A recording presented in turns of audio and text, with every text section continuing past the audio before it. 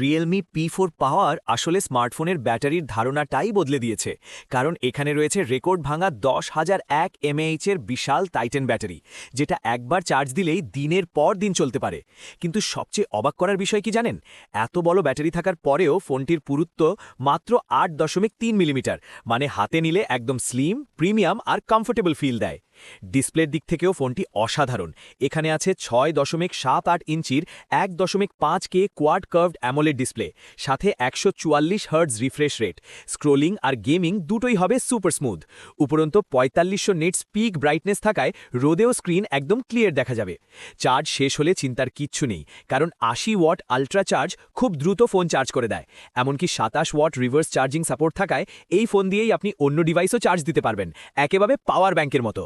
পারফরমেন্সের জন্য আছে মিডিয়াটেক ডাইমেনসিটি 7400 আলট্রা চিপসেট, সাথে 12GB র্যাম আর 256GB স্টোরেজ, মানে স্পিড আর এফিসিয়েন্সিতে কোনো কম্প্রোমাইজ নেই।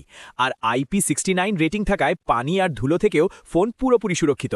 এখন বলুন তো, রিয়েলমি P4 পাওয়ার কি আপনার জন্য আল্টিমেট স্মার্টফোন হতে পারে?